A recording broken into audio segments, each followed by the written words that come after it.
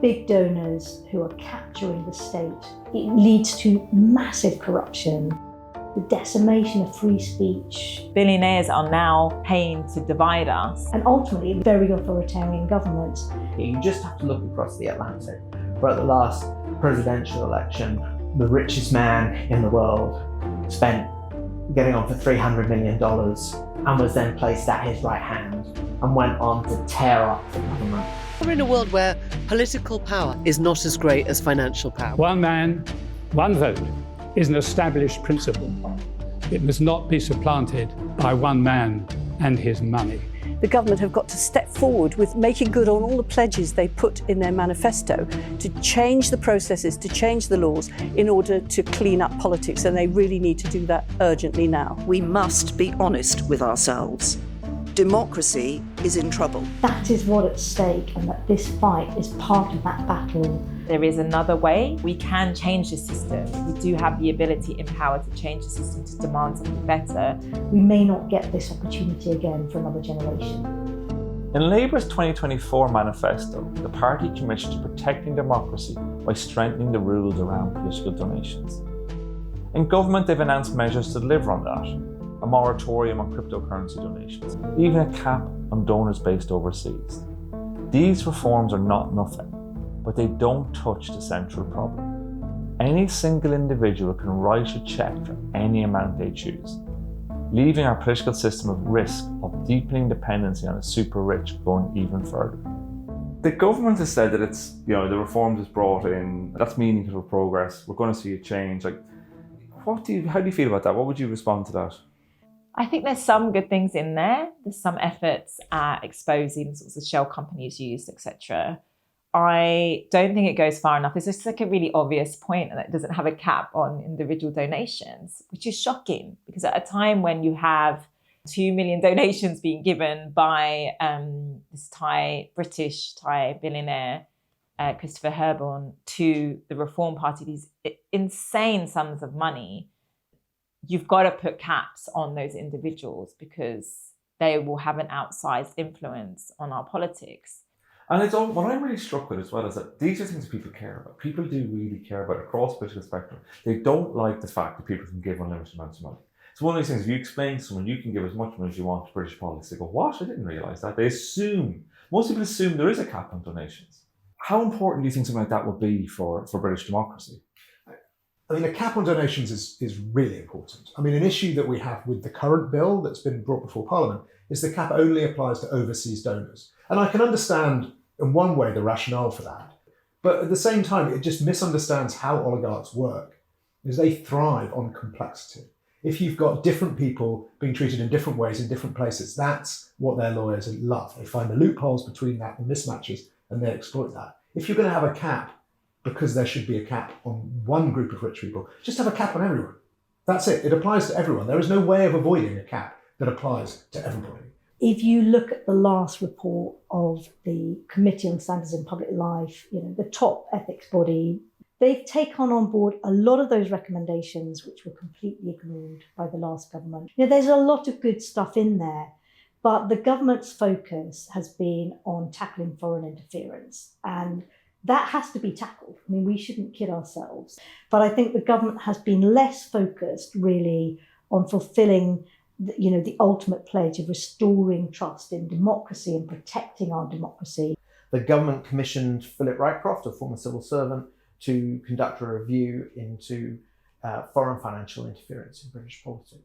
And so that's a very specific remit, foreign financial interference. But nonetheless, he went as far as that remit would allow him to go in recommending a £100,000 per annum cap on donations from those allowed to make donations but who are based overseas. My review was about foreign financial influence and interference. I did lean a little bit beyond my remit from time to time in my review. In terms of caps on donations, there is a concern simply about big money in British politics. Again, I look to the political class, to parliamentarians to think about this, is should there be caps on donations? Caps on political donations exist in democracies across the world. The arguments against them are well rehearsed. Parties need money to campaign. Caps favour incumbents. Public funding is unpopular. Some of these concerns have some truth. Others are defence of the status quo dressed up as a principle. But weigh them up against the alternative, a political system where influence is available to whoever can afford it, and the case for acting becomes very hard to argue against. This problem is not unique to the UK, and other countries have grappled with this policy issue and have taken action. You have very recently, the Netherlands introduced a cap of about £100,000, and even more recently, Australia has introduced a cap. Even with the best laws in place, without being able to enforce them, what does it matter? Like, what do we need? Like, even outside of this cap political donations, what kind of things do we need to make our politics, robust and defendable? So, I think simplicity is central to all rules around democracy, because complexity is just where lawyers thrive. And we need to try and prevent oligarchs from just employing good lawyers to find loopholes. And as soon as there are vulnerabilities, they're going to be identified by clever enablers and oligarchs, and they're going to hit them because that's what they do. I was really struck as well, even in, the story that was in the press like 18 months ago about Elon Musk going to be giving $100 million to reform or whatever. But what was interesting was that they were already talking about using UK registered companies to do it. Like, it's, that is all there. It's all sitting in plain sight. It's not even that difficult. Yeah, so the issue with all this sort of which companies you can do it by and whatever, it's like, do you honestly think that the lawyers employed by a billionaire aren't going to be outwit lawyers employed by the Electoral Commission? We absolutely need a really robust independent regulator. They're like the referee so that you have a fair game or match at elections. And that was something that happened under the last election, that there was quite a concerted attempt to undermine the independence of the Electoral Commission. You've had threats from past politicians, threats from potential future politicians that they will do away with the Electoral Commission. But it is the safeguard for these rules. It is a safeguard for us as ordinary citizens to have free and fair elections. A change of Prime Minister does not change the underlying problem, but it does create a moment. Andy Burnham has spoken about the need to rebuild public trust in politics. The question is whether he's willing to confront political party donor dependence that has been corroding. The bill is already before Parliament, and an amendment to end mega donors has been tabled. The opportunity is there. What is required now is the will to take it.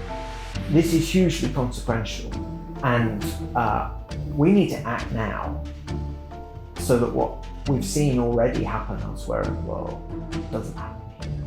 We talk a lot about the need to rebuild our defences and make sure that we are prepared for the sort of physical attacks. But actually, the same thing is happening in our politics, where it's about influence and ideology and making people lose trust in politics. I am really worried. I think we really have very little time now in order to really block that before those divides run even deeper. I just think we've really got to put up the fight now. Otherwise, we're in deep trouble. Democracy is not lost in a single moment. It erodes slowly, quietly at first, through decisions that each seem small, but whose cumulative effect is a system that no longer delivers what it was designed to do. Capping donations is not a silver bullet. It won't by itself renew British politics or usher in some golden age of democracy. But without it, that renewal becomes even harder to imagine. It isn't a radical proposition. It's done all over the world. The government's already accepted the argument when it comes to overseas donors.